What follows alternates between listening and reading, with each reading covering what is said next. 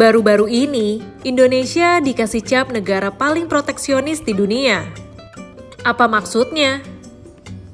Dan kenapa justru ekonomi kita tumbuh lebih kencang dari Jepang? Negara proteksionis, apaan tuh? Proteksionis artinya negara pasang banyak pagar buat jaga-jaga dari serbuan barang asing. Biar produk lokal nggak ketindih barang impor. Mulai dari tarif tinggi, kuota impor dibatasin, sampai aturan rumit. Semuanya bikin susah barang luar untuk masuk. Logikanya buat kasih ruang aman buat industri dalam negeri berkembang. Nah, menurut laporan terbaru dari Tolos Foundation, Indonesia termasuk negara yang paling banyak pasang penghalang dagang di dunia. Hasilnya, ada 5 negara teratas yang punya hambatan perdagangan paling sedikit. Kalau kita lihat list yang paling bawah, ada nama Indonesia. Iya, Indonesia jadi negara dengan hambatan perdagangan paling banyak. Proteksionis abis. Tapi anehnya, negara yang banyak pasang pagar perdagangan malah tumbuh lebih cepat. Ekonomi Indonesia naik 5%, Jepang cuma 1,2%.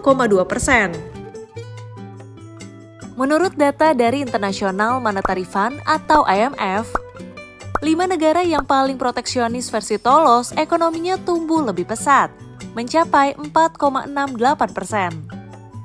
Dibanding 5 negara paling terbuka tadi yang cuma mencapai 2,28%. Berarti proteksionisme itu bagus dong buat ekonomi kita? Nggak sesimpel itu. Ekonom-ekonom bilang proteksionisme yang too much juga nggak baik buat ekonomi. Ekonom Universitas Paramadina, Wijayanto Samirin ngasih contoh. Kalau dilihat dari PDB-nya, 5 negara paling terbuka justru lebih unggul. Jadi, kalau kata Wija, negara tertutup justru paling sulit untuk maju atau meraih PDB per kapita tinggi.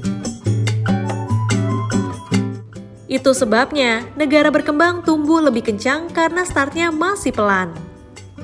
Yusuf Rendy dari KOR juga bilang, perdagangan bebas itu baik, tapi harus saling menguntungkan.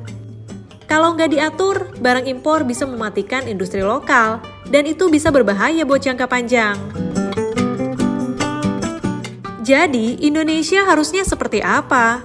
Buka lebar-lebar atau tetap jagain pagar dagang? Menurut data dari International Monetary Fund atau IMF, 5 negara yang paling proteksionis versi Tolos ekonominya tumbuh lebih pesat, mencapai 4,68%.